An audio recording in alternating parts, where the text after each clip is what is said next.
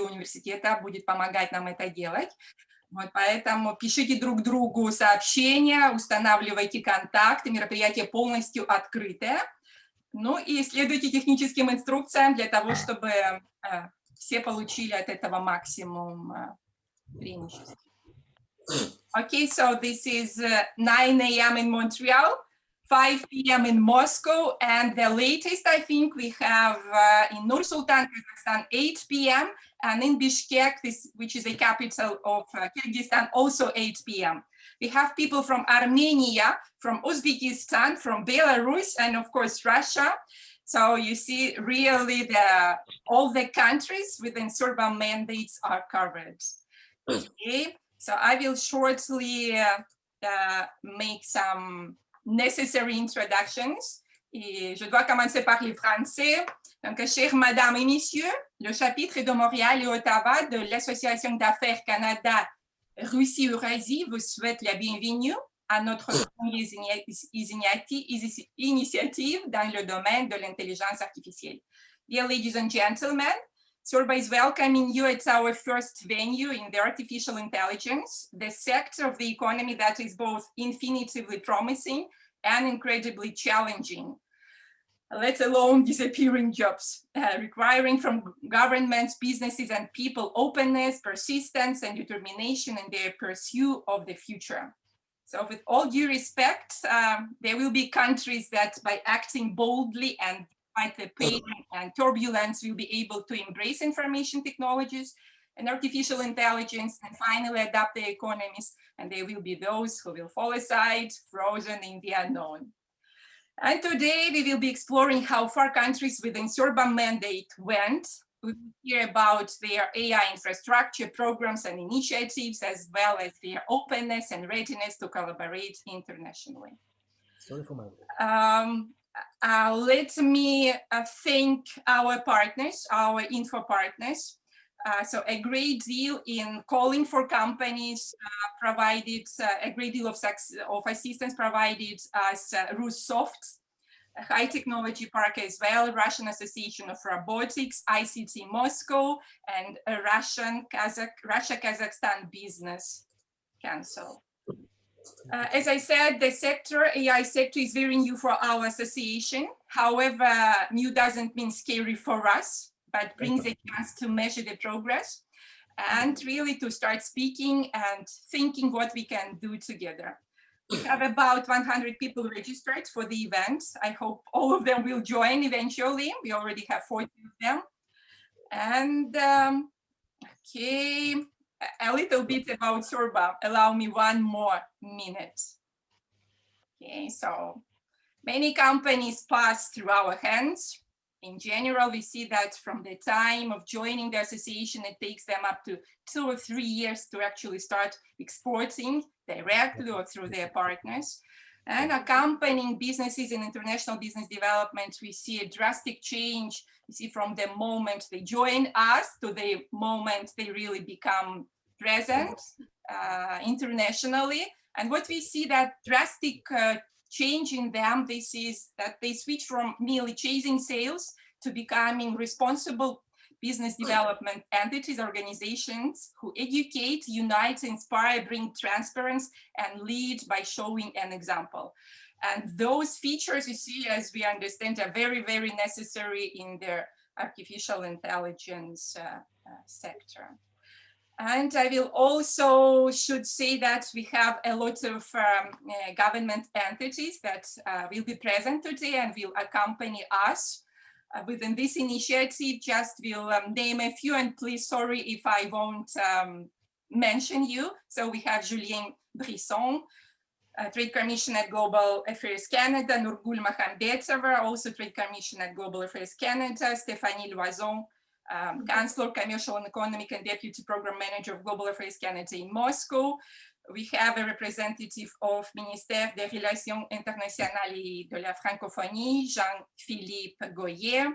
We have, for the first time, government of Kyrgyzstan with us, and beside those who will be speaking, we have Timur Kudurmishov, Second Secretary of the Embassy of Kyrgyzstan in Canada.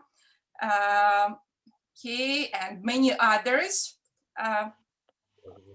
We have Valery Maximov, trade representative of Russia in Canada, Evgeny Rusak, chargé d'affaires, Embassy of Republic of Belarus in Canada. We have Shakan Amarov, first secretary of the Embassy of Kazakhstan in Canada.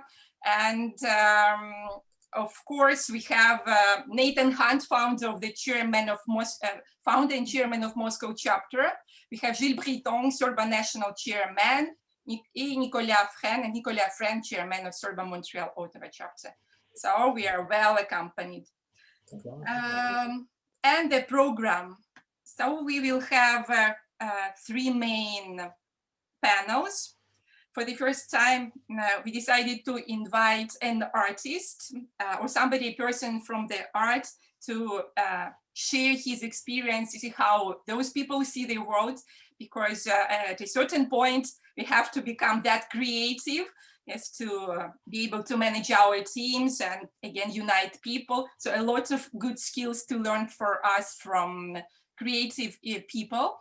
And we will have 3 panels. The first one is for Canada, how Canada embraces artificial intelligence. In the second panel, we will be featuring Kyrgyzstan, that progress a country has recently made with digitalization. And the third panel, we will be speaking about perspectives of artificial intelligence in Eurasian countries. Then there will be closing remarks.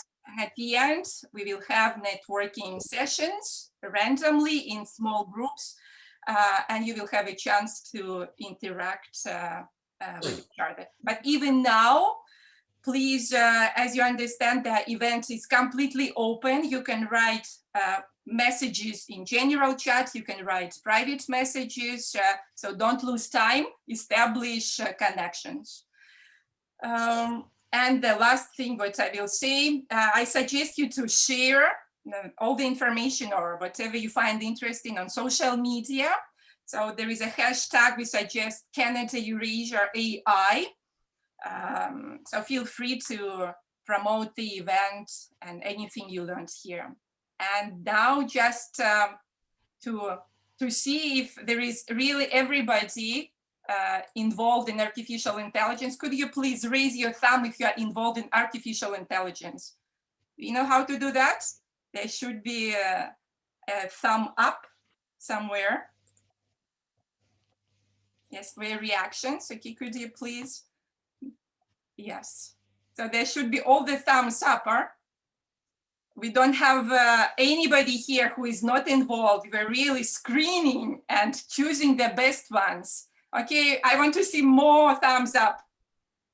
Well, who is maybe not involved, but somehow is looking for people, for partners in artificial intelligence, who is making it their priority. Those are the two were admissible. Okay, so not many thumbs, I guess it's not easy for them to find that button. Okay, so we start. Let me invite our keynote speaker. Okay, just I will show you his the slide. So let me introduce to you Kirill Ovchinnikov. Okay,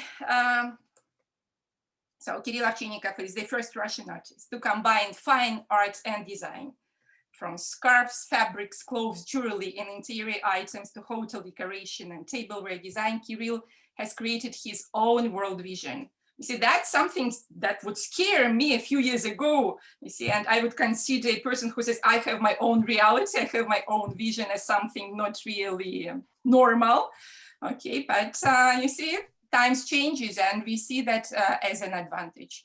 So Kirill exhibits at many exhibitions, just will name you a few at Fabergé Museum. And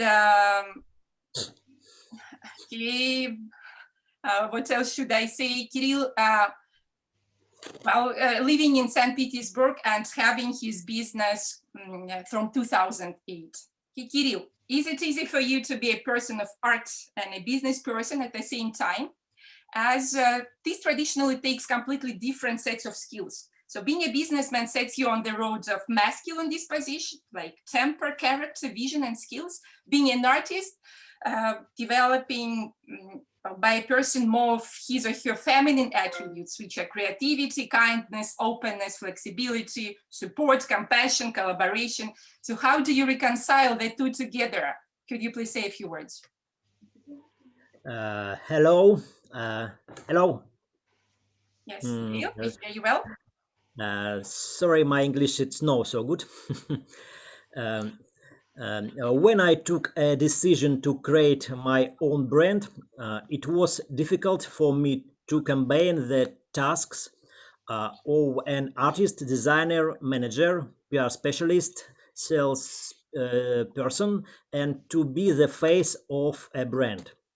But over time, I learned to communicate with decision makers.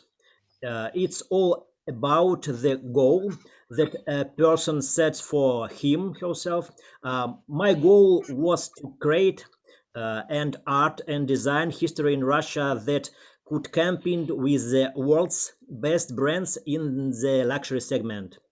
I have to combine both creativity and business skills, although I would rather avoid thinking about money. This is very good, you see. Me too, I share that. I would rather avoid thinking about money and just do some good things for the society. Okay, to those business people not as fortunate or versatile as you are, what skills would you suggest to nurture within and grow their companies internationally? And is it possible to get involved in international business alone? The main skill that I have developed is communication. You need to be sure that you are doing your job the best way and be proud of your work. My business is very specific, not easy to find a talent. This is why I have been developing my brand mostly on my own. My wife assists me. Okay, so why is it important for a person and for a business and even for a country to have a mission and a vision? Vision is meaning, and without meaning, any undertaking is doomed to failure. My mission and the mission of my brand: never copy someone else as a design ideas, and do not broadcast someone else's thoughts. Yeah, If someone else's thoughts. Yeah. thoughts, Okay, yeah. good. If you want to create something completely new, uh, use your vision and attitude only. Yeah, these are golden words. So only broadcast your own thoughts, think for yourself. Good. And a few, two more questions. Where and how do you take inspiration and develop creativity? This is one of the skills that AI specialists are looking for. How do you do that? Ideas always come in different ways. Sometimes something appears, something flickers. I heard something and suddenly I have a ready-made thought, albeit sometimes it takes a long time and it is even painful for an idea to get through. You though try to grasp it, but it slips away again and again. Somehow inside you feel, or rather now, that it will definitely manifest itself, and then you will squeeze all the juices out of Yes. out of it. Yes. Yes, very creative, are the inside world. Okay, and my last question. If you could paint or draw a portrait of a leader, what this portrait of courage would represent and how could it look like? Mhm. I have a self-portrait as the Gorgon Medusa. I think that it is in this image that the main male and female attributes meet. Okay. Yeah, it's interesting. Do I understand them correctly? Before actually becoming a leader, the first step you suggest to take is to visualize as yourself, how you would like to look like, what necessary or essential skills you would like to develop. It's a great start. It's true. Okay, so thank you very much, Kirill. I will share the Facebook page, your Facebook page, and thank you very much. You see, this is a part of our community, sharing cultural skills and applying them in our business. Kirill, thank you very much, and we look forward to see you in Canada. Okay, that was the introduction, and let me, yes, participants, let me invite our speaker from Canada. So we start. We now speak about how Canada embraces AI. So Jacques Rajotte, Executive Director of the International Center of Expertise in Montreal for the Advancement of Artificial Intelligence. It's a new entity that was created recently for the purpose of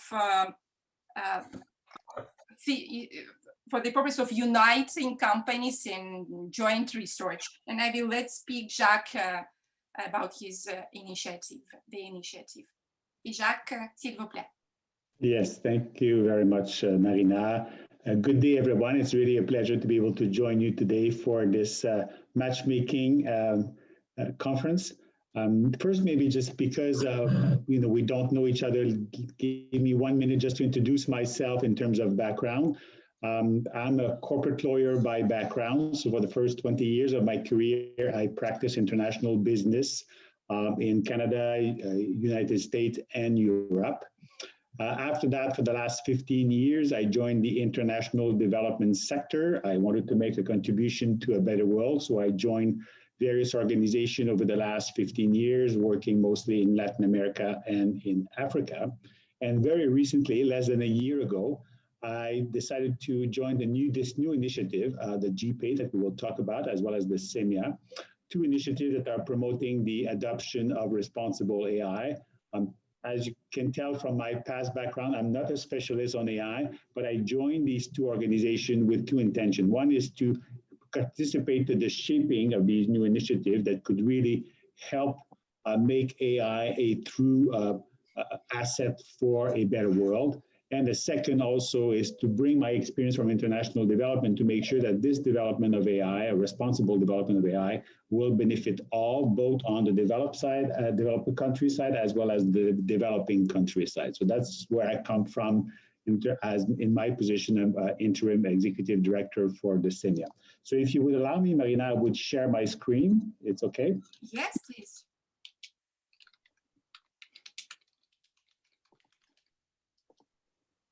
Can you confirm that you can see my slides? Yes, Jacques, we see perfectly. Thank you very much. So I'll try to make my presentation not too long, and hopefully we can save some time for questions, where the real matchmaking can take place. So first I will introduce the CEIMIA. So the longer name has been presented by Marina, but we present ourselves, under the brand name of the CEIMIA. So the objective behind the creation of the CEIMIA is to enrich and further promote the depth of expertise in the Quebec and the Canadian ecosystem for artificial intelligence. Our ambition, midterm and long-term, is to build an international renowned center of expertise in Montreal for the responsible development and adoption of AI in service to the humanity. Our mandate is twofold at the international level, and maybe I should have mentioned that both the CEIMIA and the Global Partnership on AI, of which I will be talking in more details after, are very recent initiatives. They were launched in June 2020, and they were launched at the same time. So our mandate at the international level is to play a forefront role internationally by supporting the activities and projects of the Global Partnership on Artificial Intelligence, and I will speak about that later, and thus contributing to the responsible development of artificial intelligence. At the national level, our objective is to foster the development of competencies within the Quebec and the Canadian AI ecosystems with respect to the responsible development and adoption of AI. We have the benefit of generous funding from the Quebec and the Canadian government. This funding is being channeled through Montreal International. So we have received a total of $15 million funding over a period of 5 years, which will assist us in achieving our goals and mission in the future. In terms of structure, we are a quite lean organization, like many startup organizations. And in order to be able to achieve our mission and reach our objective, we basically have a very flat structure linked to the two missions. So we have, in addition to me as the executive director, we have 3 directors or head of initiative. One is the head of the Responsible AI Initiative, and I will explain to you later why, because we link to the GPAI Responsible AI Working Group as well as the Pandemic Working Group. Then we have the head of the Data Governance Initiative, and that person is also responsible for international partnership. And finally, we have the head of AI Ecosystem Engagement, which is the person is mostly responsible for engaging with the stakeholder within the Canadian and the Quebec AI ecosystem. Finally, we have a research assistant, which is supporting us as a team, as well as working closely with the working groups. And we will soon, over the next few months, have a researcher in residence, whether it will be from GPAI member state countries or developing countries. Now let's talk more about the GPAI, the Global Partnership on Artificial Intelligence. I think it's important to mention that this initiative is the result of a collaboration between the Canadian government and the French government starting back in 2017 through the G7 presidencies. And the intention really was to create a new initiative at the global level that will make a specific and practical contribution to the responsible development of AI. And so the objective of and as I mentioned before, this was launched in June of 2020. So we're still, at the early stage of this organization. So GPAI brings together experts from the scientific community, from the industry, the civil society, government, as well as international organization, with the objective to foster international collaboration and coordination on applied AI issues, so that together we can shape the global agenda on the responsible adoption of AI. So I think every word in this short sentence has quite a lot of meaning in terms of what makes GPAI unique at the global level. But a few elements maybe that I would like to highlight for you. One, it's an expert-based initiative dedicated to AI. So I'll show you later the structure of the GPAI, but currently we have 150 experts coming from more or less 20 countries. It's also promoting cross-sectoral and multi-stakeholder collaboration. As you can see, these experts comes from a wide range of industry or background or sector, and this is the collaboration of these diverse expertise and point of view that is creating the richness of the GPAI.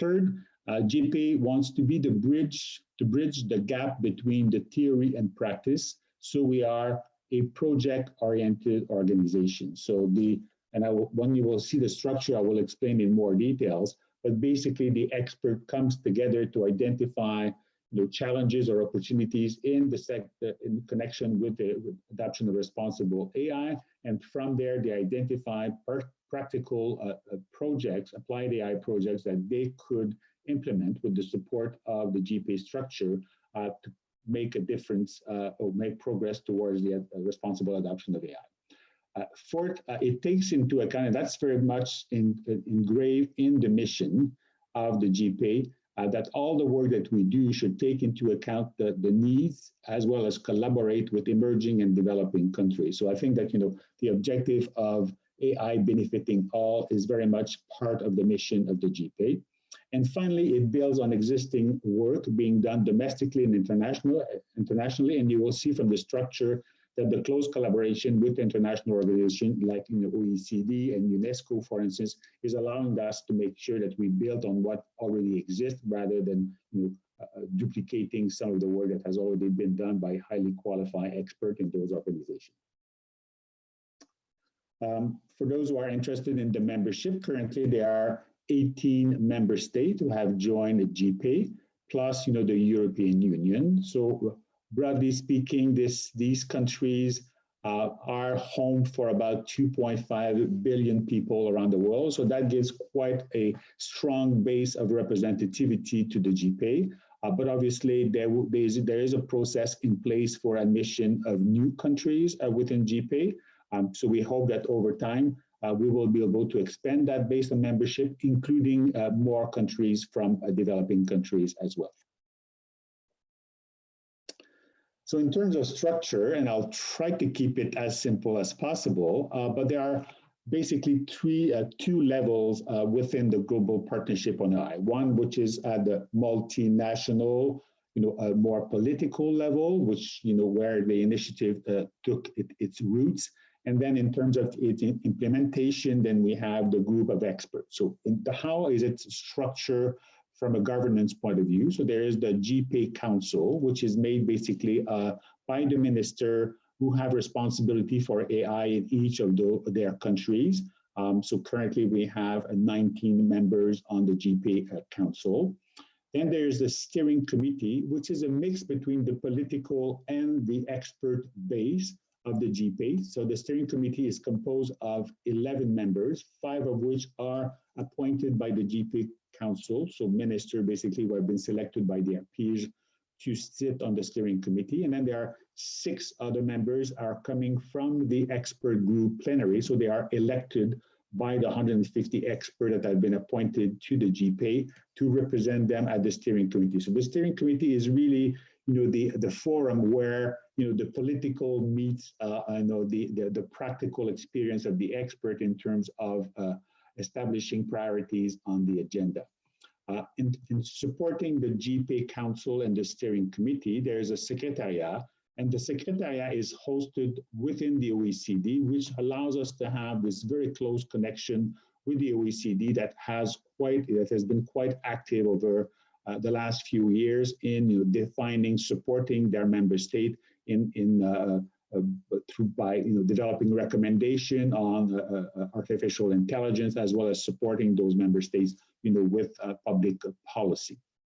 So there is a very close relationship and regular communication with the OECD throughout the work that we are doing. So there is the multi-stakeholder expert group plenary. So these 150 experts have been selected by the member state among the best in the world to join us. And then each of those experts will be joining one of the 5 working groups, that you see on the chart. Currently, the team that have been selected by the GPAI Council initially at the launch of the GPAI is one group working on the responsible AI, together with a subgroup that is specifically looking at how AI can make a contribution to the pandemic response. That's very much, as in light of the current context. Then there's one specifically focusing on data governance, one on future of work, and finally one on innovation and commercialization. Because those experts who have joined the GPAI have made a commitment to dedicate, approximately 10 hours per month to the work of GPAI, and I must admit that most of them are actually dedicating a lot more time to GPAI than they have initially committed. But the GPAI needed to put in place an infrastructure that will allow to provide support to these responsible groups. So they have created, the France and Canada, who are the initiator of the GPAI initiative, created 2 centers of expertise. The one that I have the pleasure of leading, which is the Montreal Center called CEIMIA. And then there is an equivalent center in Paris, which is embedded in a National Institute of Research called INRIA.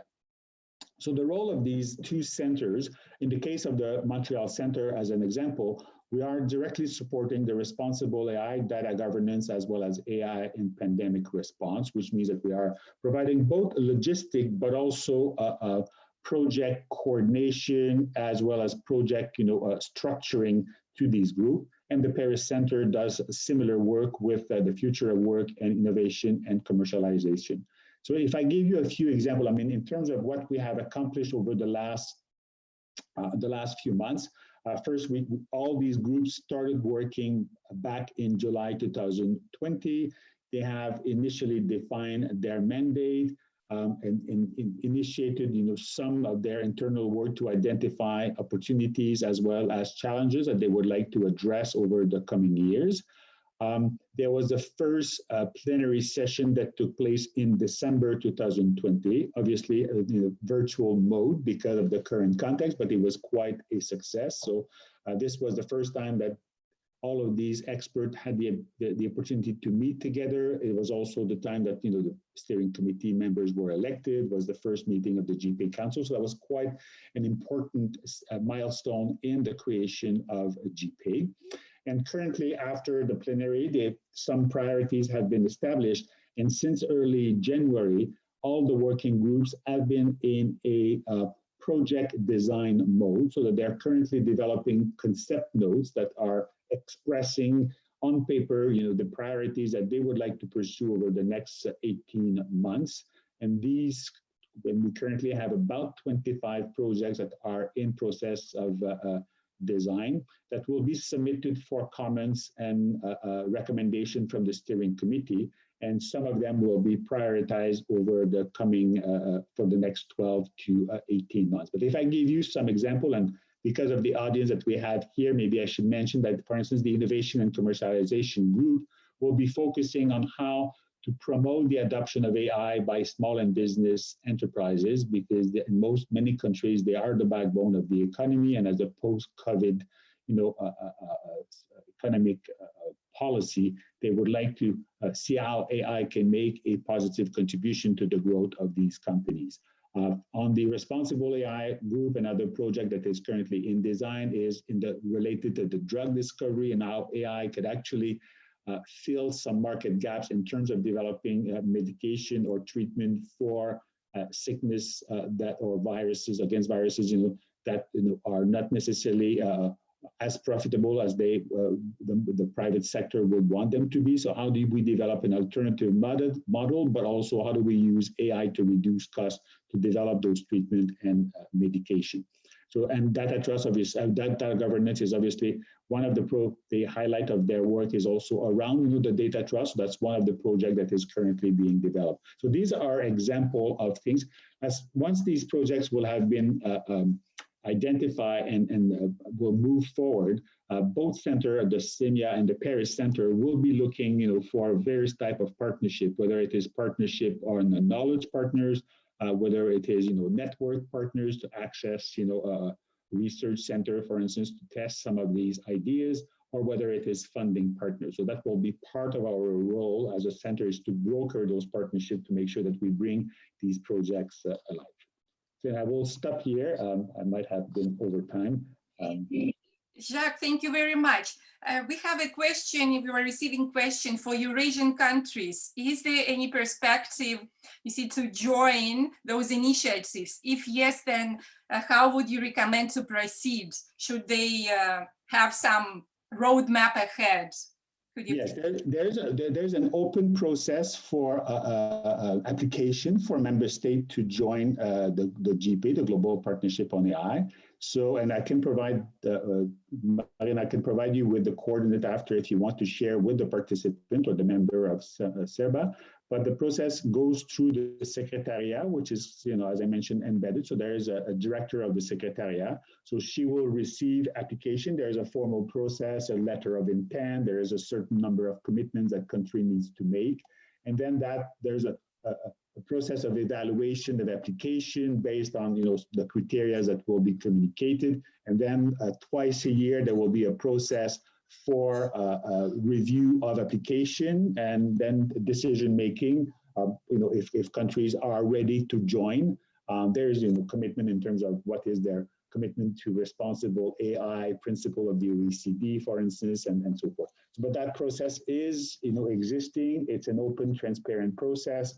It's been we had the first series of initiatives. Actually, when we started, we had 14 countries. We've admitted 4 more countries in December. There should be new countries admitted, probably in June. So please, those who have interest, please feel free to reach out to either CEIMIA or the Eurasian. There is a website also for GPAI where that information is available. It's gpai.ai. But I can confirm that in writing to you, Marina.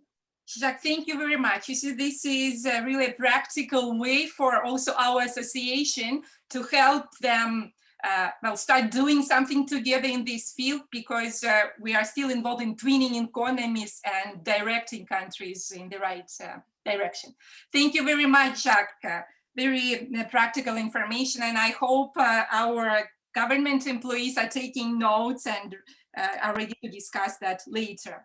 Thank you. Let me introduce to you our next speaker, Frederic Laurin, Director for Partnerships at MILA Quebec AI Institute.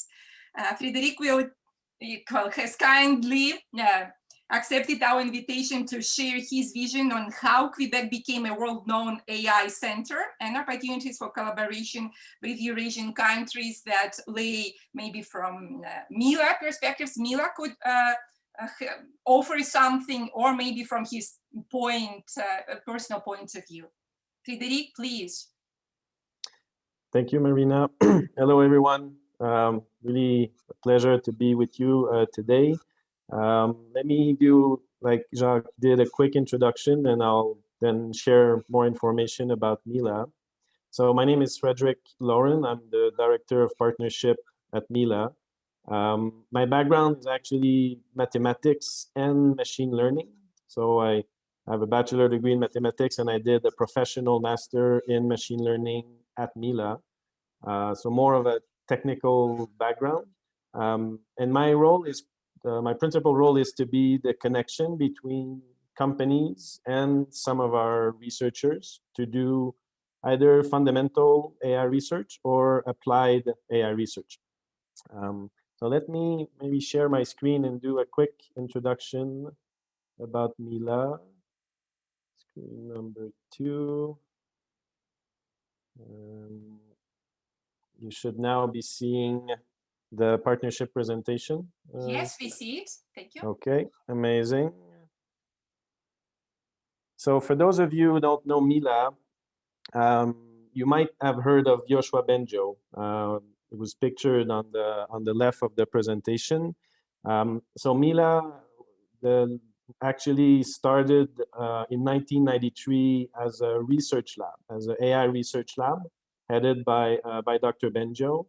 And one of the questions that would ask by some people is, why is Canada and Quebec punching maybe a little bit above their weight in terms of AI? And one of the main reasons is that the Canadian government back in the 90s was one of the few organizations that were still financing AI research.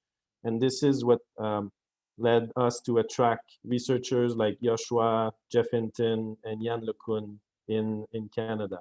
And so for over almost 25 years now, Dr. Bengio and his team, and I'll show you some of the numbers about MILA in the moment, have been producing fundamental AI research. And a little over 5 years ago, the Quebec government and the Canadian government also decided to contribute to MILA and to other AI research institutes to create MILA, the nonprofit organization. And this led us to combine not only University of Montreal, but also McGill universities, and now many other universities in Quebec to create MILA, the nonprofit. So let me tell you maybe a little bit more about our mission. So one of the main goals of our mission is to attract, train, and hopefully retain a lot of the AI talent in Montreal. I'll show you some of the numbers about the students, but I can already tell you that 80% of our researchers that apply are coming from outside of Canada. And there was a time, maybe 5, 6, 7 years ago, where most of them had to go to the US in order to work and find very interesting job. but this has changed dramatically in the last 5 years, and we're happy to be able to retain a lot of that talent in Canada. And the way we attract talent is still by doing and producing very high quality fundamental research. So that's what we mean here by advanced research and publishing in some of the top conferences. Something relatively recent that started a little over 2 or 3 years ago is what we call collaboration projects. So we receive funding from the Quebec government to do more applications of AI, so transferring knowledge from academia to either companies or other nonprofit organizations. And the last part of our mission, and this is something that is maybe a little bit particular to Montreal and reflects the vision by Joshua, is to really put a lot of emphasis on the social influence aspect of AI. And Jacques mentioned a lot about GPAI, and we have professors that are involved in the Responsible AI initiative. We also have a selection process for our partners, and for us it is, and for all of the researchers, it is very important that they are aligned with the Montreal Declaration of Socially Responsible AI. And there are certain industries, for example, with whom we won't accept to collaborate. And we also have a team of people to focus more on some social AI projects. So this is what we mean by the social influence. For example, we're currently working on a research project based on biases, and we're also in discussion about a project based on slavery. So these are just two of the most recent initiatives. And we also have, and Jacques alluded to this, a very important project in drug discovery. This started more as a COVID project, but the research that's being done there could be used to develop new drugs or combination of drugs. And we've got funding from the Gates Foundation and the Canadian government to work on these projects. So these are more numbers about the current MILA, just to give you a bit of an idea. So we are currently the largest academic research lab focused on deep learning and reinforcement learning. We currently have 70 professors from about 7, a little over 5 years ago. We have almost, if you include our industrial collaborator, we have almost 1,000 researchers specialized in deep learning and reinforcement learning from about 70, a little over 5 years ago. And we're now at more than 80 industry and nonprofit collaborators from about 7, a little over 2 years ago. And MILA staff was about 10, a little over 5 years ago, and we're now 70 people. Part of this team is dedicated to do applied projects with companies and other nonprofit organizations. So this just shows tremendous growth that we've had in the last few years. So these are some of our professors. So Joshua being obviously the scientific director, but we also have a lot of other professors that are very actively engaged in AI and associated, some of them associated with some of the best names in the industry. For example, Donna Prekop, she's also part of the DeepMind lab in Montreal. We also have Joël Pinault, who's part of the Facebook research group in Montreal. Simon Lacoste-Julien, part of the Samsung group. And we have a relatively new addition, Irina Rish. Some of you might have heard of her. She's actually from a city called Samarkand in Uzbekistan. And then she spent a little over 10 years at IBM in New York. And she was awarded a $34 million research chair over 7 years, which is one of the most renowned research chair, and we were happy to attract her in Montreal. So this is yeah, and we also have a lot of students from Russia. One of them being actually actively involved in the drug development project that Joshua is leading. So these are some of our partners. So we've been collaborating traditionally with a lot of the large AI research lab like Facebook, Microsoft, and Google. But in the last few years, we added a lot more applied partners. Some of them, a lot of them from Quebec. So for example, Hydro-Québec is a large utility company based in Quebec. Caisse de dépôt et placement du Québec is a investment manager, basically the manager who manages our Quebec pension funds. The city of Montreal as well has become a partner of MILA. We're currently collaborating with them on some traffic light optimization. We have a collaboration with Hydro-Québec on the prediction of solar irradiance to be able to better predict the electricity produced by solar panel and optimize the grid. And we also have a lot of companies involved in the healthcare sector. Some of them larger pharma like Roche, Amgen, Novartis, but a lot of smaller Quebec-based company like Imagia, Optina, for example, Dialogue, which is a telemedicine company involved in the healthcare sector. So this is one of the area of focus for us. Okay, Frederic. Yes, very. I know that you can tell us more, and we do want to listen from you days and nights. You won't believe, because every word you say, we are writing it down.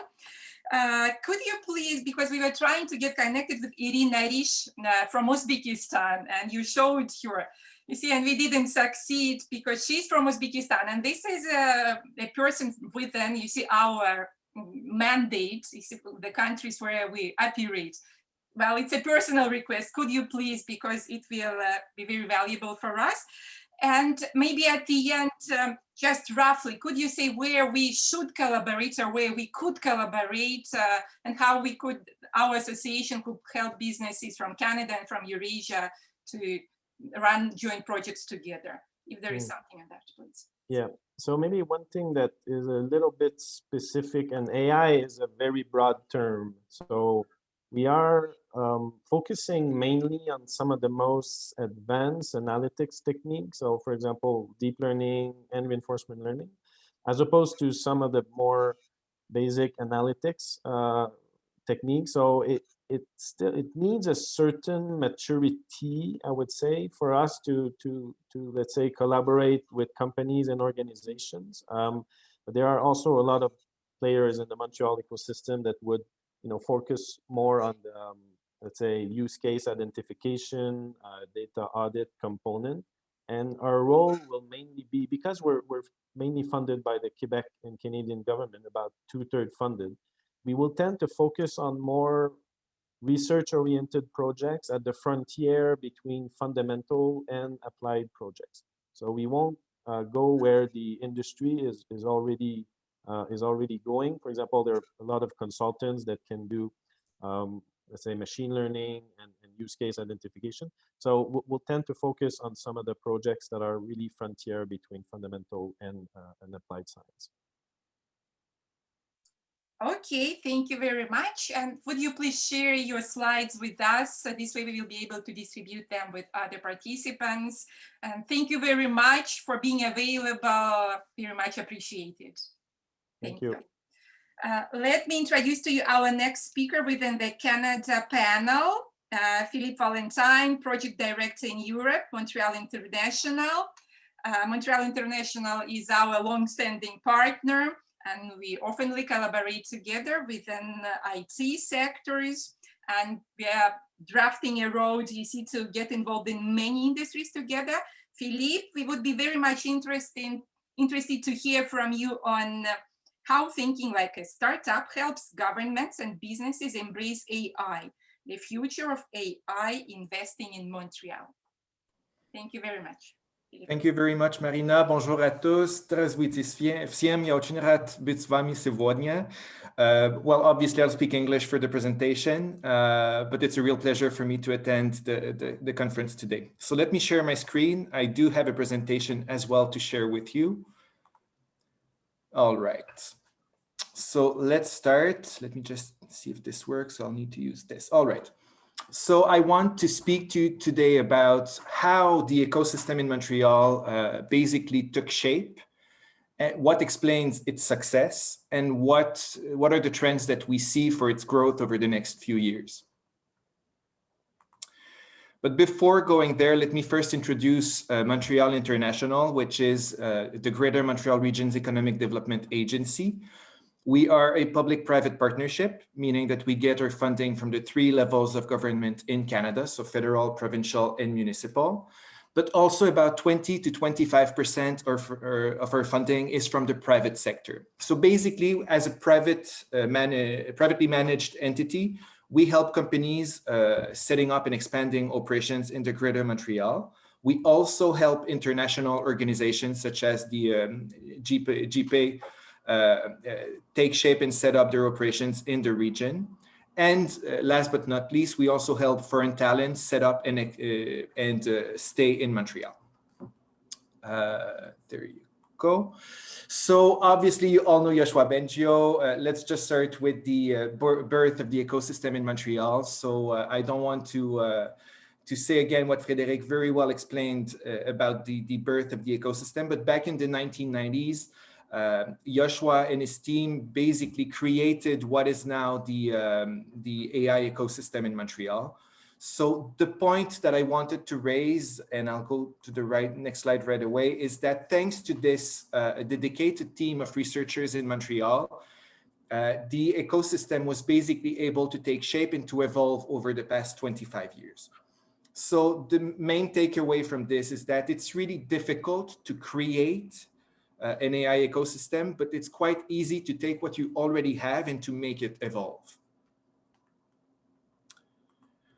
So on top of MILA, there's another institute in Montreal, which is really well known. It's an initiative called IVADO, so the Institute for Data Valorization, which regroups a lot of researchers, scientists in Montreal, so 1,300 to be more precise. It's the #1 entity in the world for publications, scientific publications, obviously, and it works on more than 200 collaborative research projects. It gathers together research centers, but also university departments, which are not necessarily dedicated to AI. We're thinking about the University of Montreal Business School, HEC Montréal, and also the Polytechnique. And as well, some international partners which are also involved in the IVADO activities. So basically, bring ideas and the money will follow. So in Montreal, what happened is that a lot of those researchers were really creative into the research projects, and what that brought is the governments decided to invest in those projects as well. So at the beginning, obviously, it was through university research, but eventually, as the ecosystem gained traction over the past 5-10 years, some initiatives were financed as well by the government. We're thinking about the AI supercluster at the Canadian level, which is Scale AI, and also the Quebec AI cluster, which got $100 million at the Quebec level. So basically, the government positioned itself as a partner to the industry instead of trying to orient its development. So I think that's a key aspect of the local ecosystem, it's that its development goes back to the root. And then the government simply helps catalyze the growth of the ecosystem by injecting some money, which is then managed by the researchers themselves. So on top of these very generous, grants for research, the ecosystem in Montreal and in the province of Quebec also can rely on quite a few incentives at the corporate level, meaning that companies can actually get some tax credits or subsidies to help fund research and to help develop new technologies and new projects. I want to bring your attention to the corner right at the bottom of the screen, the research and development tax credits and the tax holiday for researchers and experts. These incentives target specifically any company active in R&D and research. So basically, there's a lot of opportunities for companies to grow and to tap into the money available in the province. Now, what that brought, having this ecosystem at the root, which is so strong, Montreal was actually selected to be the Canadian AI cluster headquarters. So as I mentioned, Scale AI is a supply chain supercluster, which is dedicated to AI, and its headquarters are in Montreal. The same goes on for Quebec's AI organization, which is the Forum Artificial Intelligence in Quebec. And those two clusters basically covered the whole province and Canada for Scale AI, but have their main activities here in the region. I won't go into more details, regarding the international organization, but there's the Observatory on the Impact of the AI and Digital Technologies, which has been implemented a few years ago. It has a lot of partners, and again, the Quebec government and its governmental partners basically partner with the private industry and simply help them catalyze their projects. So it's not about directing the organizations by telling them what to do. It's mostly about, we'll support whatever you do, and then obviously with guidelines. But it's a very private sector driven initiative.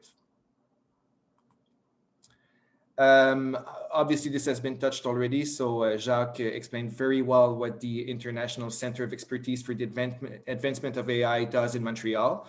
This is actually a key milestone for Montreal International, since we were actually at the forefront of the creation of that entity. It showcases how, for Montreal International, the AI is one of the key strengths for Montreal in the 21st century. And that's why we worked so hard over 3 years to create that center. And we're really proud to see that it's already, alive and well. And thank you very much, Jacques, by the way, for your work.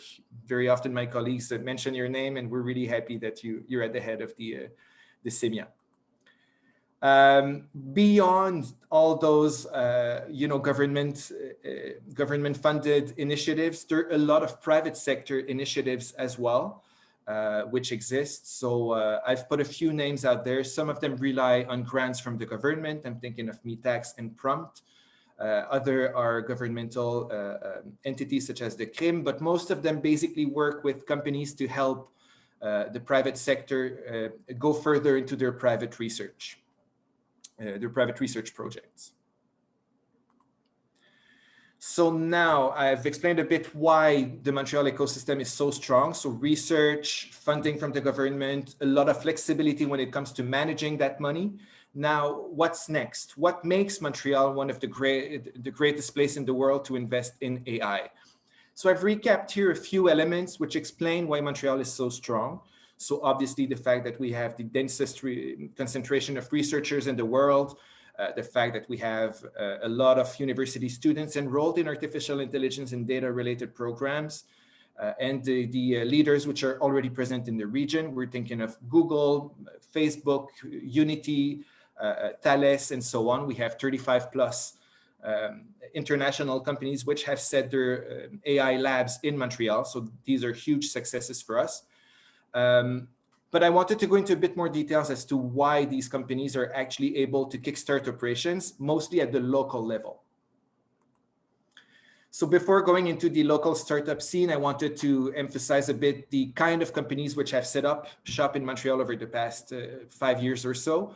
So as you can see, most of the names here are really well known. I'm quite sure I don't need to tell you who Facebook is or Samsung is. So Montreal is really at the forefront of research for a lot of these companies.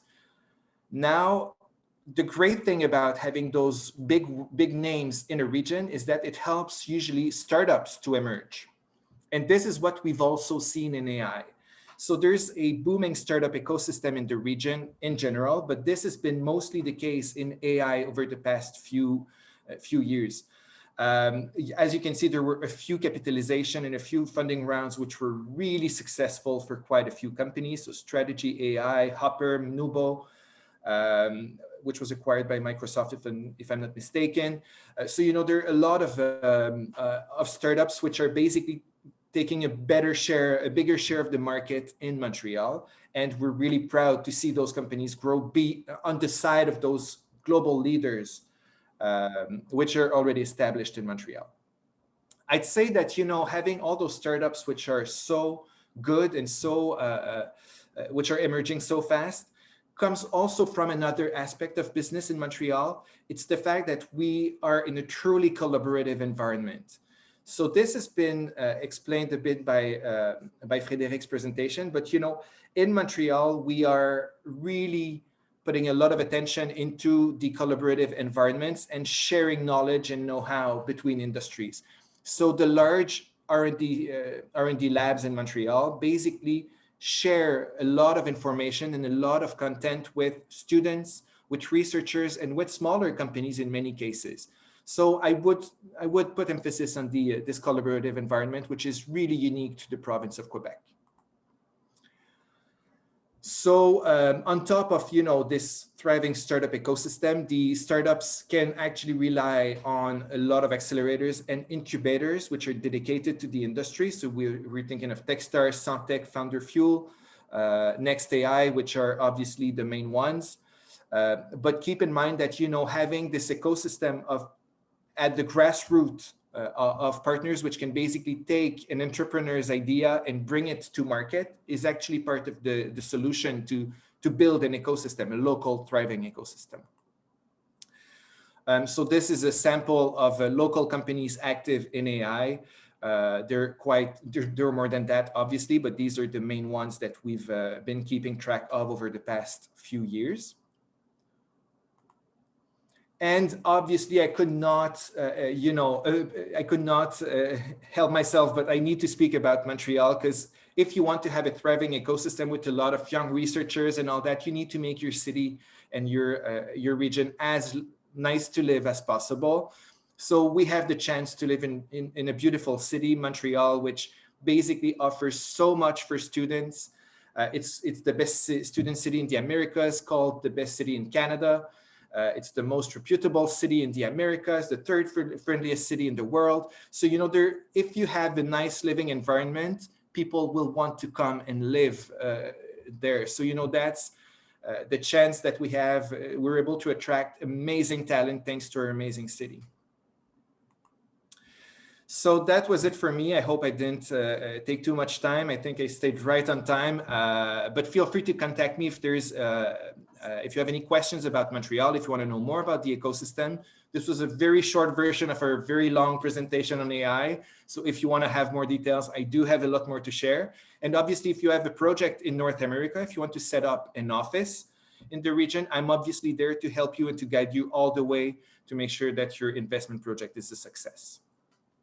Philippe, yes, as a part of our collaboration, we should set up a day and really discuss. You see, we have many requests from companies and speak about each of them, and please help us to make the best, you see, for them and accommodate with their demands.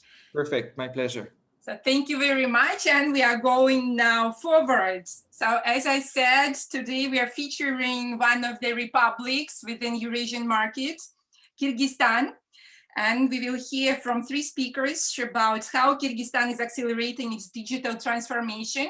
And why we are featuring Kyrgyzstan, it's you will hear the programs they are running now. And also because of the very important fact that this is the only country within Eurasian Union, yes, that is already a member of the Open Government Partnership. As you saw from the presentation of Jacques and Frederic and also Philippe, that it's very important to run their processes properly. But even though I am new, I learned that the very first thing. You see, so let's listen to the about the success of Kyrgyzstan. And let me invite Bakytbek Satybekov, co-chair of the Kyrgyz National Forum Open Government Partnership. Bakytbek, you're very welcome. Yeah. Hello, everyone. Greetings from the Bishkek, Kyrgyzstan.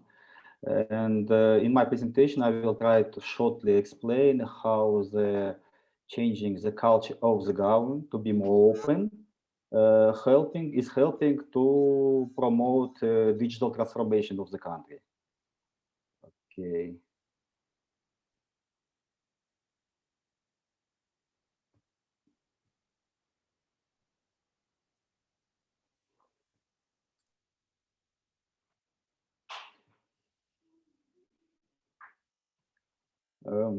Maybe most of you knows what does mean open government partnership, but for the rest, I will explain. It's an international global initiative, which was launched in 2011.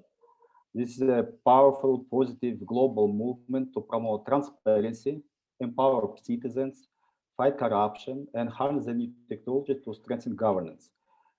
Because of that,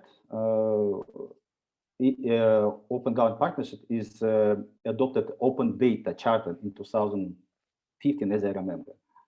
It's helping to promote technologies over the members of this organization. This organization is already including 78 national members, countries, and 56 subnational members. It's sometimes it's states, with countries with federal structure, and sometimes cities. More than 2,000 civil society organizations are working with OGP. 8 multilateral partners supporting OGP, and a lot of countries and foundations supporting this process. How it works? First, if a country is eligible, necessary to send just a letter of intent and sign the Open Government Declaration and join. After that, governments together with civil society co-creating national action plans, and after governments implement commitments. And the next stage is assessment. Usually government should provide self-assessments as reports, and providing access to information on implementation of national action plans to independent reporting mechanism. It's independent experts which are hired by the OGP for do assessment of the progress in countries. And of course, peer learning. Our country is getting a lot of ideas for our national action plan from other countries. Because of that, OGP is a good platform for sharing knowledge and experience. Our steps to reach that. In September of 2017, our Prime Minister signed the letter of intent and asked the Steering Committee of OGP to join us to this partnership. Very shortly in November of 2017, we joined to the organization, and next year, in mid of year, very close to the global summit, we started to work on national action plan. And before, the government approved the National Open Government Forum, which is including 90 members from the civil society and 90 from different state agencies, not only the governmental only. I'm representing civil society. And during the June and August, we developed the National Action Plan. Approval process was too long, but finally in the middle of October 2018, we approved the National Action Plan and announced it and started to process of implementation. This action plan consists of 22 commitments. 22 state authorities are implementing commitments from different branches. We have some commitments related with the parliament, some commitments with judicial system, even Supreme Audit Body is implementing one commitment, and the rest mostly related with the executive body of the state. And from 22 commitments, 10 of them are really related with digital transformation, with developing some information systems. And I will show some examples. Like, first of all, of course, it's open data policy. We have a support from the World Bank for this big project, and within this project was developed requirements to public agencies on doing open data. For the open data portal was developed this portal. Now on this portal about 642 data sets. About 15 organizations are providing data. And this policy is giving an opportunity to start promote digital economy in the country. Also, for citizen participation was made a special portal for legislation development processes. Within this commitment was developed a unified web portal of draft of legal acts. Through this portal, citizens can find or even, how to say, they can make a subscription and catch drafts which are really important for them. For example, like in finance or in health sector or in culture and tourism or in other issues. And provide opinions, comments, doing some feedbacks in digital form, not necessarily to send a letter to the ministry or to the government. We can do it through the web portal. And another case is open data in education. It was very important for eradicating of corruption because in school system, a lot of, how to say, some collecting of money from the parents for some necessary like repairment or for textbooks or other things. Because of that, people should know what the school is having in library or in classes and so on. It's giving an opportunity for citizen activists to monitor what's going on inside of the schools. Budgets, furniture, computers, and other. And it was made in open data because it was requirement. Also, the most big success we have in public procurement system. In this commit was including introduction of open contracting data standards. Also, we requesting to do application programming interface because our independent media would like to do some monitorings. So for that, they are developing their own information system. Because of that, we're insisting to make an API. And also was included one action related with improving, to creating tools for our Supreme Audit Body on issues related with procurement audit. And also for many citizens, it's very important to know how many assets government has. And because of that, was adopted this commitment related with disclosure of information on state assets, and not only state and municipal as well. It will help to eradicate corruption, increase opportunities for parliamentarian and public oversight, and maybe will increase some revenues from rent of public assets or privatization. And one more system, it was this aid management platform. This aid management platform used about 25 countries over the world. And because we are small, middle income country, very depends on international aid. Because of that, about 20% of our national budget covered by the external aid, mostly from multilateral agencies, but the biggest bilateral creditor is Exim Bank of China. And because of that, it's very important issue for citizens, and we need to have access to information on external aid. We should be engaged in discussions related with external aid. And of course, we need to improve transparency of these processes. Other, it's not still realized commitment related with open data in health sector. Health sector, maybe you know, very complicated, big sector. Because of that, we developed some systems, but these systems are not open for us, and we just have some aggregated data in open data portal from health system.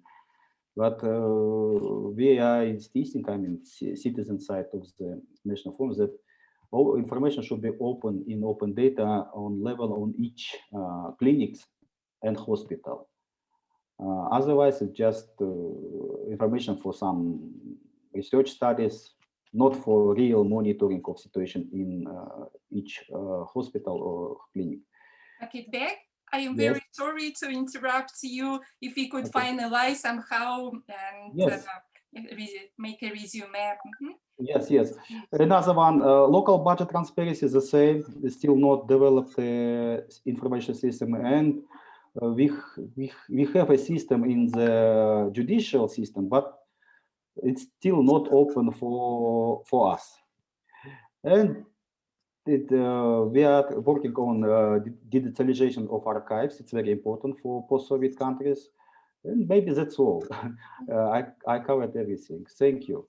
More information you can find by this link in Open Government Partnership website about our action plan.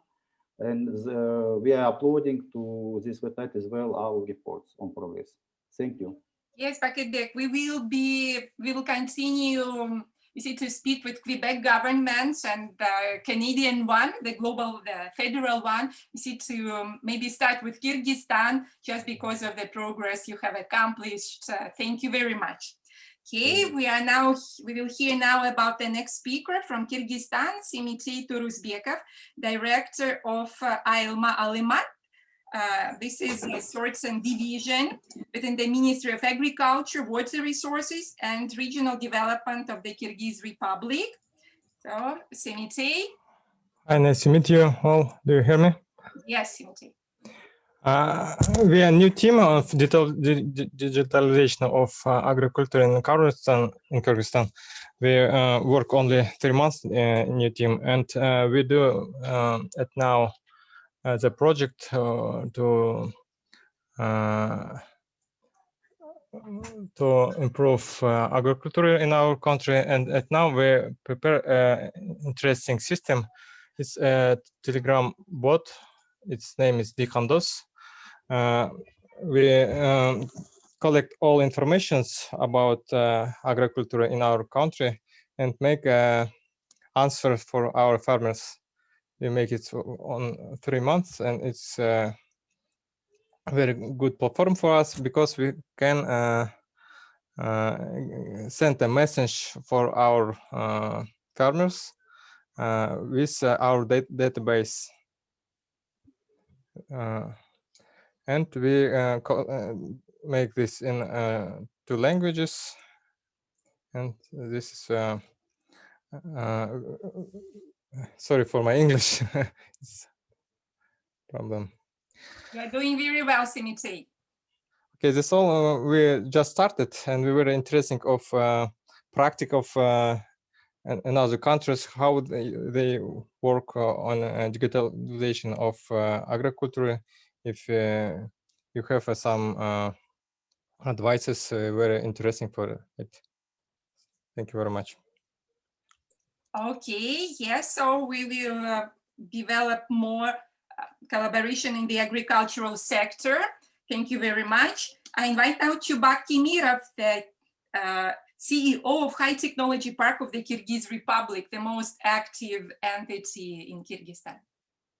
Chubak, please. Dear ladies and gentlemen, can you hear me? Yes, Chubak, very good. Okay, great. So let me share my presentation. So I want to make a quick introduction on the High Technology Park And I'm very happy. Thank you very much for all the presentations. They were really interesting.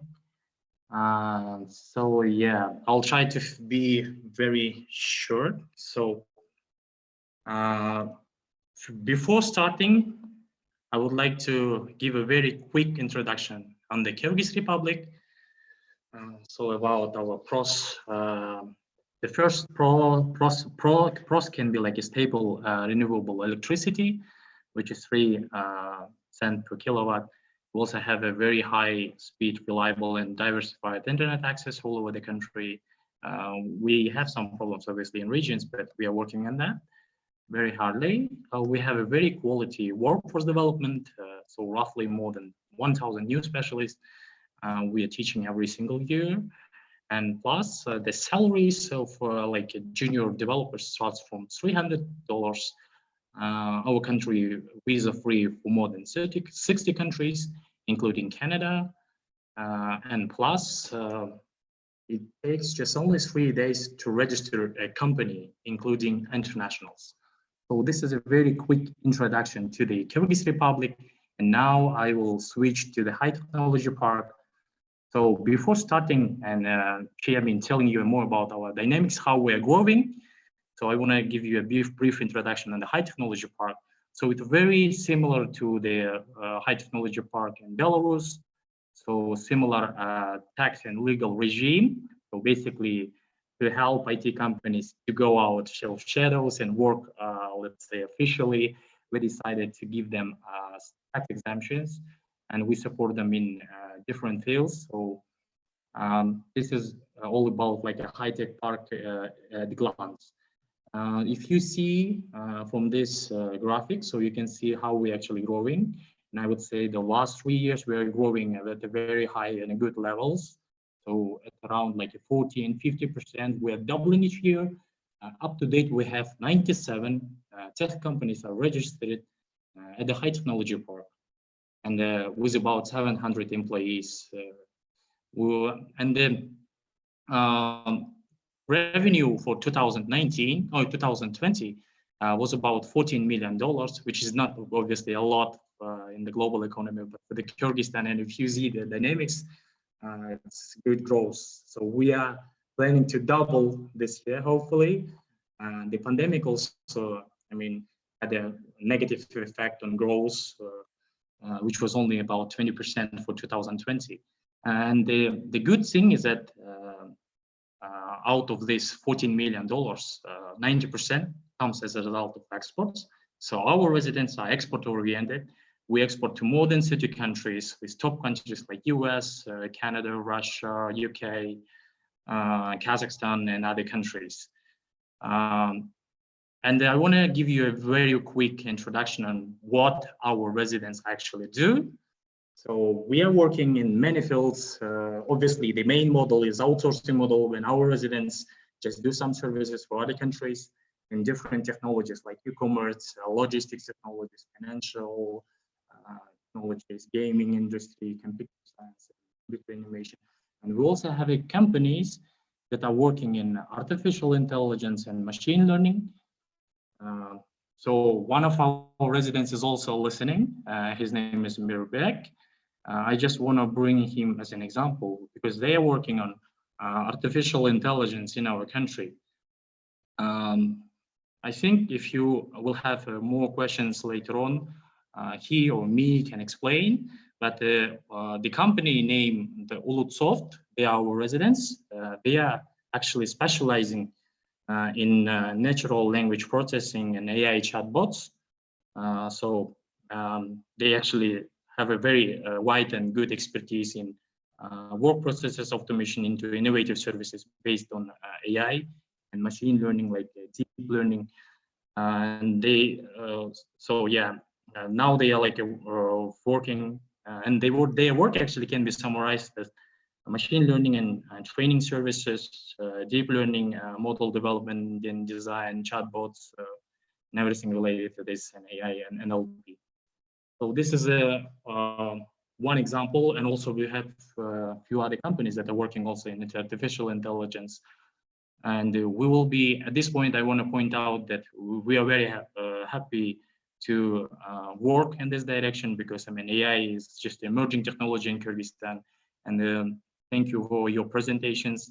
You did a really great progress, being a top country in AI, and we want to work more on like exchanging information on your model, how you're working, just to have the transfer of technologies, because HTTP is working as a government organization that is bridge between the international companies and local companies, between government and private sector. So we will be happy to work in AI.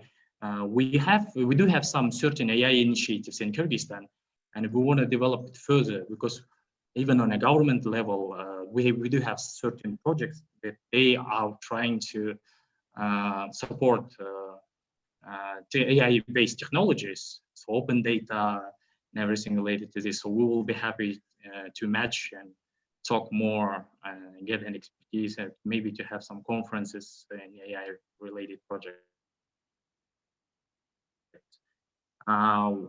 So the role of High Technology Park mainly is to grow the IT sector of Kyrgyz Republic, obviously, except the tax regime.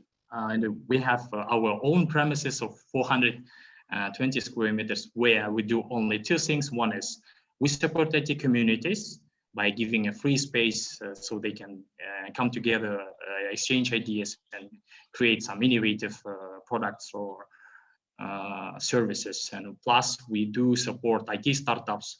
So we have so-called like a startup competition, where companies at the very early stage can come and have that proof of concept, so they can see whether their ideas will live or not. So these are the main two initiatives that we do for the development of IT technologies in Kyrgyzstan.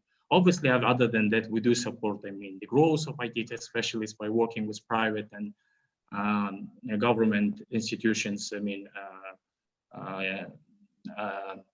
universities, to grow more specialists in this field. Also, I want to finalize kind of my presentation with opportunities that high technology can offer and provide for international companies, and as well as for local companies. So first of all, obviously, the tax exemption and tax preferences are one of the main benefits for international companies to come and join High Technology Park. So you can become a resident and receive tax preferences. So the value-added tax, tax on profit, and tax on sales is 0% at the High Technology Park. And plus, as you know, the income tax and social fund tax per employee is pretty high, because developers earn a lot of money, and therefore we decided to give them tax exemptions. So we decrease the income tax up to 5% and social fund tax up to 12% from the average salary in Kyrgyzstan, which is $30 roughly in 2020. So these are the main benefit that we are giving to the companies. And plus, the second, so the companies, international companies, can come to Kyrgyzstan and help to connect HTTP residents with potential clients in your country, to outsource some of your, let's say, work or work closer, or invest in some innovative startups, or become a resident yourself. You can also help in creating your own tech startup product with the help of HTTP residents, and mentor our residents or our startups in going global. So these are the main things that you can work on. And I also mentioned a bit earlier that we want to work more in transferring technologies. So we will be happy to work as a body, as a government body, on AI initiatives to get your experience and to have some conferences and have this kind of matchmaking days more. And I want to finalize my presentation with HTTP goals for 2024. We have a goal to have at least 10,000 IT-related specialists working for HTTP residents, and an aggregate annual revenue of $200 million US. Now we are in 14, so which is 1% of GDP share in Kyrgyzstan. So we want to make that great impact. And you see from our dynamics how we are growing. We are growing. We are a small country with high quality professionals, and we want to keep that traction, have that high quality, and be experts in some fields like AI, machine learning, or maybe in even cloud, I don't know, technologies. We also have a goal to grow more startups. So we have a goal to have at least 200 tech startups have been founded and invested in the Kyrgyz Republic. And we do hope, and we have a goal to grow at least one unicorn startup that can showcase our republic in the global arena. And the Kyrgyz Republic is a global IT powerhouse within the top countries according to GIE, Global Innovation Index. So this is our goal. Now I think we are on 107, our position. So this is a very brief presentation about the high technology park. These are some of our residents present in this slide. And thank you very much for your attention. And I will be happy to match and talk more about our future plans and goals. Thank you very much. Yes, Chubak, thank you. We started to speak with Russoft, how we could accommodate them here. And of course, summarizing this panel, I invite you to contact together the center that Jacques Rajotte was speaking about, and plan the road ahead together with the Republic. Thank you very much. And we are moving slowly to our last session. There is just 3 speakers left. I would like to invite Valentin Makarov, our info partner. The Russoft, our info partner, did a lot to help us to call for good companies in AI. Valentin, we thank you very much for that, helping with this. And I know there will be a very interesting presentation on Russia, what the association is doing in this field. Valentin, please. Marina, Yes. before Valentin continues, I'm really sorry. Yes, I've just connected to the session. My name is Rufat. Sorry, folks. Weiwei is not reading in Russian. I'm just quick introduction, not quick introduction, quick note, Marina, whenever you have 2 minutes, yeah, I would like to make introduction of our company. And yes, in fact, we will be doing that at the very end. You see, we are going. Okay, all right. You will have time. Okay, sorry. Thank you very much. You will have time. Okay, thank you very much. So Valentin Makarov, we are listening to him. Yes. So now it's my time. Yes. Yes. Alors, bonjour, chers amis. Good day, dear friends, dear colleagues.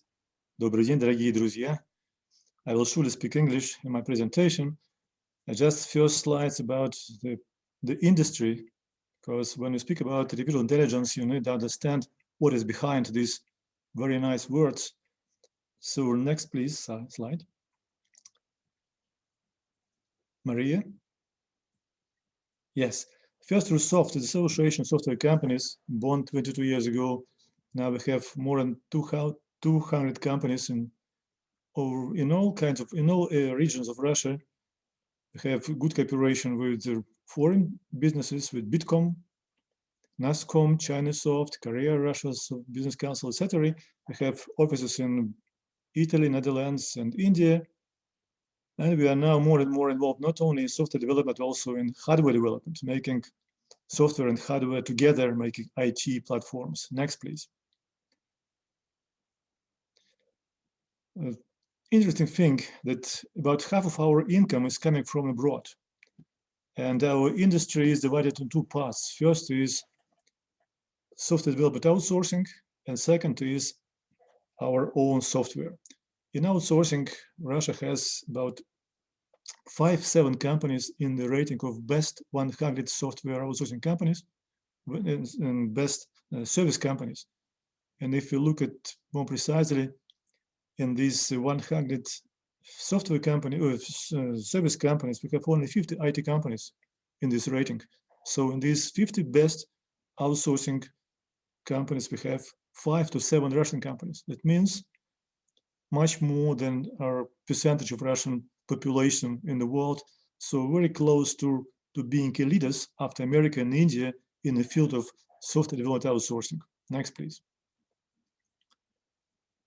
As to our own software, in the last several years, the number of Russian companies entered the Gartner Magic Quadrants, and particularly strong impact of its security. So those who are making software security, cybersecurity business, make more and more input in the international software industry. And I'm very proud to say that probably in the field of security, Russia is among these two free leaders, alongside with America and Israel, Britain. We are two free countries which make the biggest part of the global market of security. Next, please. Some words about the basement of success in Russian companies in the global market. You see, during these 20-something years, Russian universities are always among the leaders in ICEMAI International Programming Collegial Contest. For the last years, you see no one country enters in the list of the champions, and Russian universities from St. Petersburg, Moscow, Saratov, from Ural area, Siberia, are becoming the world leaders, and 2 to 3 medals out of 12 every year comes to Russian universities. That means that educational skills, educational basement of Russian developers are particularly strong. Next, please. It is a rating of software developers considered by American companies who are being qualified by HackerRanks agency in California, in Silicon Valley. And these leaders of the companies said that among nationalities which provide developers to Silicon Valley, Russians and Chinese are 2 countries which provide the best software developers for Silicon Valley. It's strange, Americans and Indians are 20-something and 30-something place in this score. So this educational school provides best developers in the world, and surely they cannot work on cheaper works. They particularly work on artificial intelligence, big data, all these things which Gartner and IDC says are the most important, progressive, prospective areas of development. Next, please. Just some data about some figures about our export. You see, during all this time, we have been growing 10 to 20% a year, and now last year is 17% in 19. And in 2020, we expect 10% growth rate. So compared to Gartner saying that Middle East, the EMEA countries will have IT market coming down by 6.5%. In Russia, we have growth of international income by 10%. So instead of the coming down, Russian software industry, even pandemic time, is growing. Next, please. And let's see development for year 2019, we have 12% growth in export, and we reach $7 billion of export. Our staff is 190,000 people in 2019. And what is important, we have a lot of people from the neighboring countries, from Uzbekistan to Kazakhstan, Armenia. And I think that is a very good place to come for students from these countries to study at this fantastically good high school which exists in Russia. It's a very good time to come to Russia, to learn and come back to their countries, or to be in our Russian companies to develop software and to progress there further on. What is an important trend in our statistics that during last years, our main growth in the international market is in the developing countries. From 5 to 11% of our exports coming now from developing countries, and this growth is constant and really very important. And the growth in the United States, even considering the sanctions against Russia, is also growing. Not that quickly, but still 6-7% a year. We are growing in the United States and Europe, which provides us with United States with 52% of our export, and Europe also something 30% of our export. So we are good, well known in a global and developed market, not only in the developing market. And what is important is Russia surely is a provider of solutions in hardware and software solutions for cyber-physical world, artificial intelligence, big data, virtual reality, palletized transportation, smart energy, etc., etc. and particularly for cybersecurity. Next, please. What is important, this last year, President Putin pushed forward some initiatives to support IT industry. And now you see our conditions for business in Russia are becoming probably best in the world, even compared to what exists in Kyrgyzstan. I'm very proud to say that Kyrgyzstan now is really a very important growing center of IT in the former Soviet Union. In Russia, we have social tax 7.6%, and tax on profit is only 3%. And what is important that now Russia is becoming the place where foreign companies may come to Russia and to find very good resources and very good conditions for making business here. And in Russoft, we have, for example, Thales, we have Dassault Systems, we have Dell, we have Huawei. So Russoft is a association of companies from any country of the world. And all these companies from different parts of the world may find partnerships here in Russia in very good conditions to develop business here and to find fantastically good resources to begin business here in Russia. And now its good trend is to develop and to change existing programs. In Russia, we have several programs devoted to develop modern technologies. Next, please.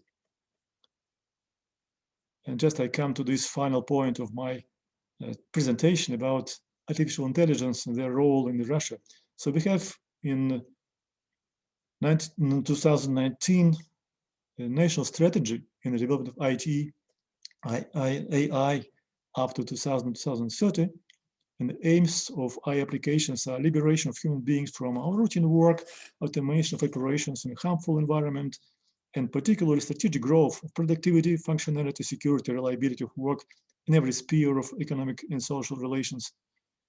And what is most important thing is we are just participating in automated control and transfer from automated control systems to fully autonomous cyber-physical systems.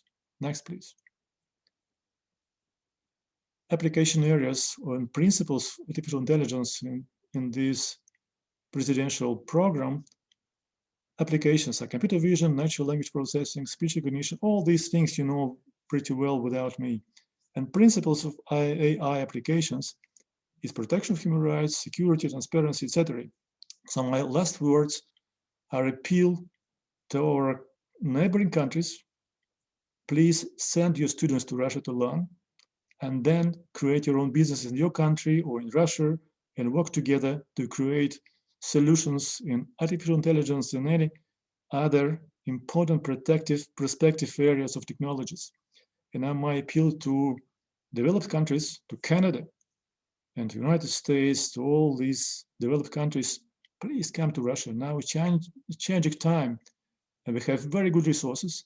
Now they stop to leave Russia to find jobs outside of Russia, because if in Russia we have very good companies like Yandex or Kaspersky, which provide very important tasks.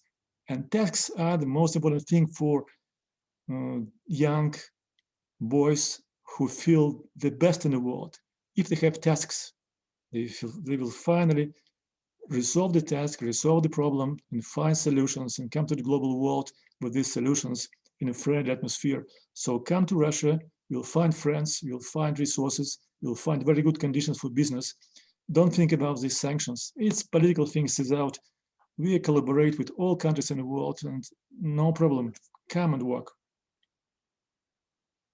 That's all. Valentin, thank you very much. Well, from being, you see, Russian myself and living in Canada, I think they really can make a good team, because Russian troops working on their own, you see, and hard, and Canadians, they add creativity.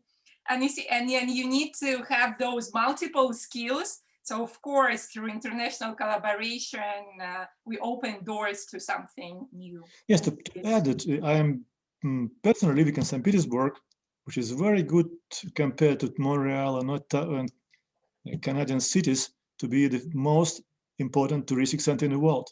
Come in. We will, and you too, come to Montreal. Let's exchange. Very good, Valentin. Thank you very much again for helping and announcing this event within your association. We see a lot of opportunities to work in the future. And also we invite you to speak in details. You see what are the next steps we can go into in this field, in this segment. Thank you very much. Thanks. So we have two countries to hear from. Lyubov Maiorova, Head of Global Cooperation Office, Belarus High Technology Spark. Lyubov, are you with us?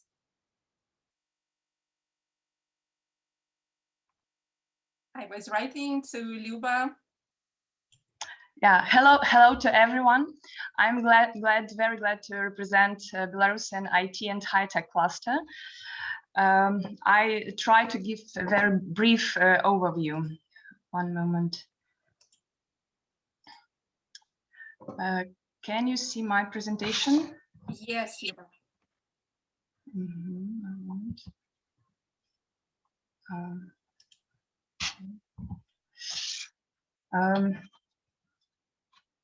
Over the past few years, the Belarusian artificial intelligence market has grown significantly. And this, I can say, became possible thanks to, first of all, high-tech park and to almost 69,000 developers that live in and working in Belarus. Our residents have built up a lot of experience in the area, such as machine learning, neural networks, computer vision, AR, and they have reached a leading position in the region when we speak about artificial intelligence. I can give you three examples, just three companies, three different applications of AI technologies that were made by the Belarusian developers. The first one is Mapbox. It is the company they made AR a part of how drivers navigate the road in lifetime. Mapbox is an American company, the provider of custom online maps for websites and applications. Among their clients are Airbnb, Facebook, Snapchat, the Weather Channel, and the company's headquarters is in the United States. But at about 4 years ago, they established R&D center in Minsk focused on computer vision and developing high-definition maps for self-driving cars. The company, the tool, they uses neural networks to process imagery directly on mobile and car devices, and it works in conjunction with live traffic and navigation. And the camera can display, as you can see, warning signs, different make object detection, and deliver precise navigation guidelines. The second company, there are so many men today, but still the second company is the most recognized female health application in the world, with 38 active users monthly, and at about 165 million download worldwide. It is #1 application when women's health application in the United States. It is a very fast growing AI driven health product. It is the company is a great combination of doctors and developers, and they have solutions for girls and women at every stage of their life. And with the help of neural networks, the flow, the company takes into account personal characteristics of users.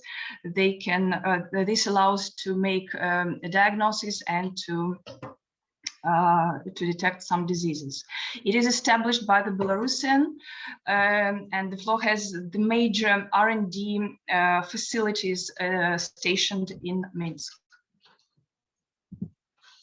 And the third company, the third example is the company Wanna Buy. It is AR startup that has broken online shopping barriers. We can say the technology was has been bought already by Gucci, by Reebok, by Adidas, Puma, Snapchat, and the users can try on and personalize projects in augmented reality. So these are the three examples.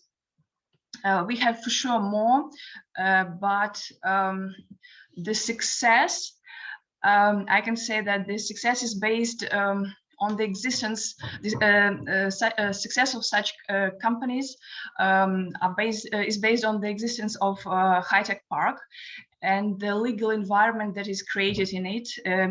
It is very important to mention that it is not a location, it is not, as my Kyrgyz colleague told, it is, we have extraterritorial approach. It is a nationwide environment.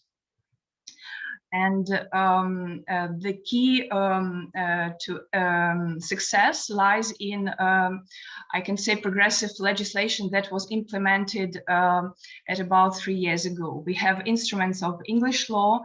We have 37 types of approved business activities, ranging from biotechnology, Internet of Things, robots, to supporting of education, from IT companies.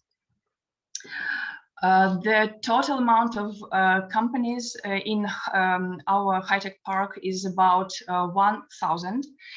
And I should say that the first stage of high-tech of our development was based on outsourcing, but now thanks to new legislation and we have the new era, we can say we have the boom of product companies, and that is very crucial for the development of AI.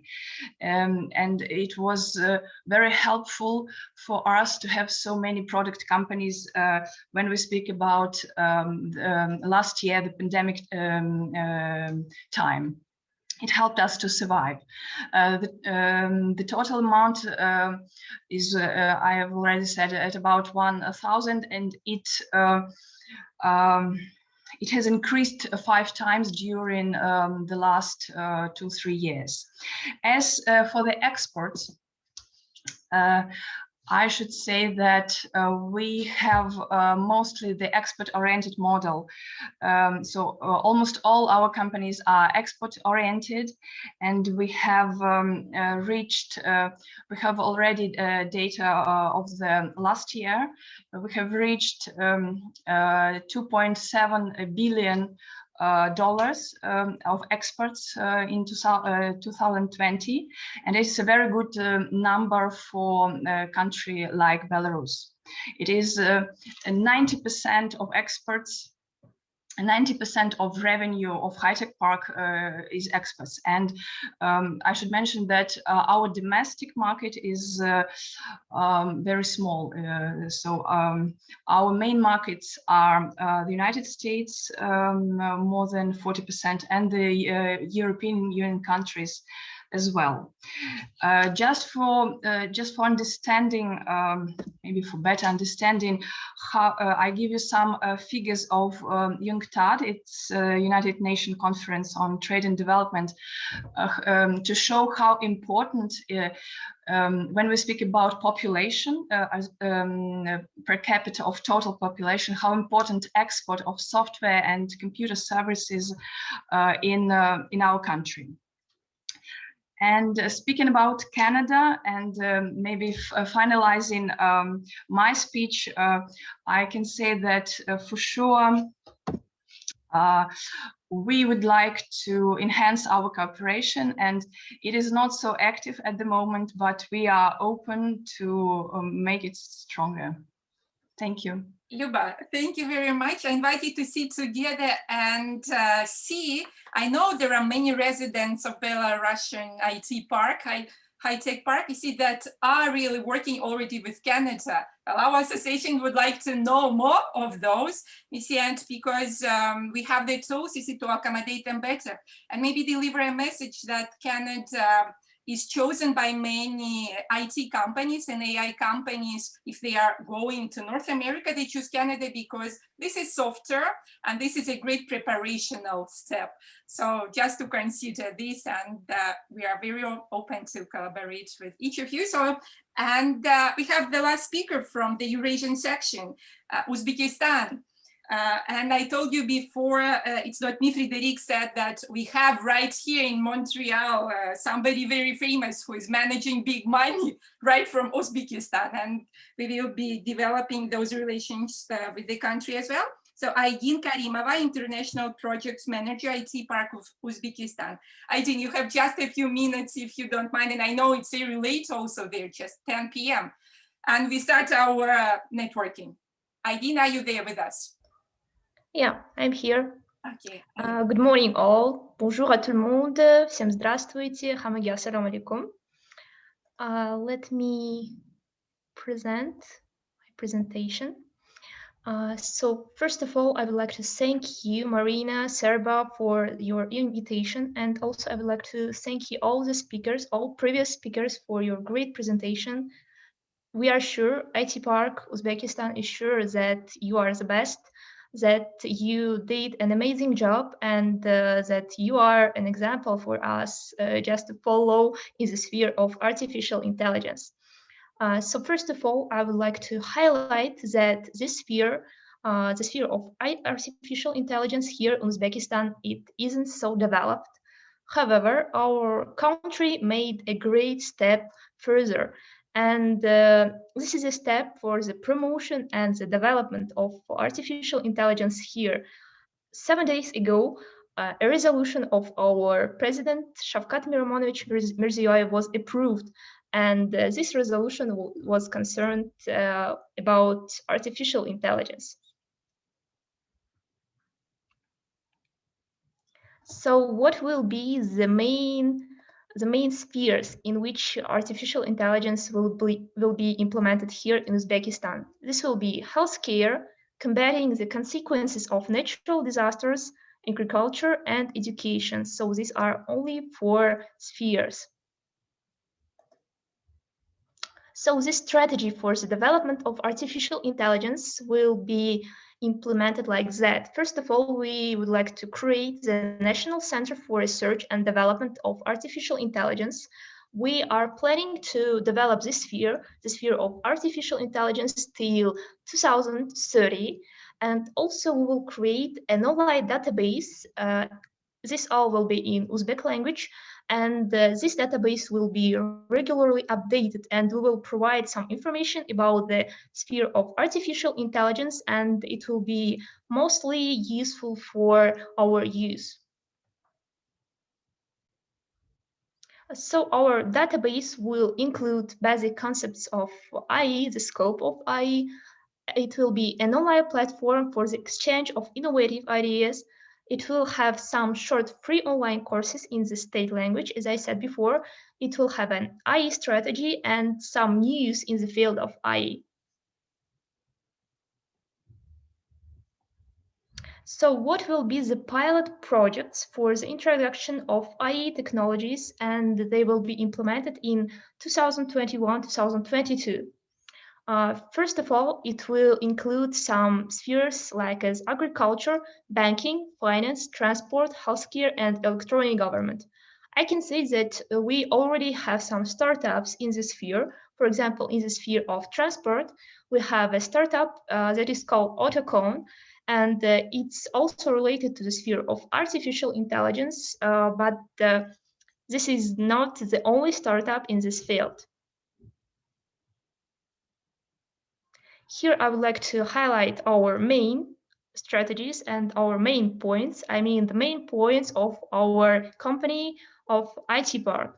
So we have some main directions. These are residency, infrastructure, education, startups, digital economy, and also international development. So residency, as our previous speakers, we also have residents. We have more than 400 residents, and these are IT companies. And between them, we have also some companies related to the sphere of AI. Infrastructure, we have some IT centers and IT park branches in the regions. We also would like to improve our education system, and our project is the online university project, and also we have an IT that helps our youth to improve their IT skills. Also, we are working very closely with startups. We have some acceleration programs, incubation programs. We are organizing some hackathons and ideathons as well. Digital economy. We have some incubation centers in our universities, and also we are working really closely with our ministries. We also, the previous year, we launched a contest with our 9 ministries, and we had a quite big prize pool amount. And our final direction, it's international development, or BPO. We are specializing in outsourcing, and one of our main achievements is that the previous year, in 2020, IT Park opened his branch in the US. So thank you very much for your attention, and do not hesitate to contact us. Here are our contacts. Thank you very much. Oydin, thank you. I will shortly summarize our panel 3. Then our national chairman, Gilles Breton, will make closing, and we rush into our networking sessions. So, of course, what are our next steps? I would suggest, and you're please very welcome to suggest your ideas. So we could specialize now by segment, not go broadly like that. AI, we announced it, I think, for the first event that was quite successful. And we will be exchanging with experience. And because you are more familiar with the industry, please also suggest your formats, your ways, and for sure we continue with that. Okay, Gilles, please. Some closing remarks.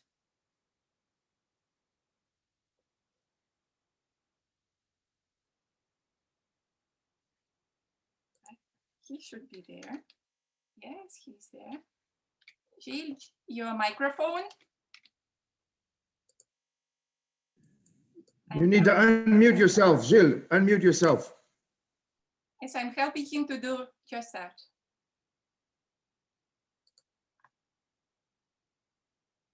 Okay, then maybe at the end, after the networking sessions, we will have a small... Sorry, I gave you a picture, but no sound. Okay. That's happened with, people who have limited use of artificial intelligence. Okay, let me start again. Delighted with the discussion that we've had today. This was the first time we had a discussion in this kind of area. Of course, for some of us, the knowledge we have about artificial intelligence is limited to some easy jokes that one can make about the topic. And of course, the difficulty here is that we're talking about an area which is we're not so much transactional, so to speak. We're not talking so much about trade or investment, which are normally the issues that we like to discuss. But of course, what we see here also is that we have a lot of entities on both sides of in Eurasia and in Canada that are interested in international cooperation. So from the point of view of Serba, what I would like to say is that we're willing to continue the discussion. And I think we can start perhaps think on the future, and I will welcome your suggestion as Marina just suggested. I think it would be useful to have your suggestions about how we can take this discussion one step further in terms of having a discussion about artificial intelligence and certain specific areas of work. For instance, the pandemic and health-related issues were mentioned, but I think we could also focus on some issues like artificial intelligence and natural resources, which is of course important for Serba stakeholders, but also artificial intelligence and agriculture was mentioned. And to us, of course, also another area of priority is the artificial intelligence and climate change, where we could have some interesting discussions. So anyways, I would like to reiterate that we at Serba, we're very happy with what we have been able to accomplish today. Serba remains, of course, a unique forum for business discussion between Canada and Eurasia. And what really I would like from you now at this point is that if you could offer us, Serba and me, and on our team your suggestions about how we can take this one step further. So thank you very much again.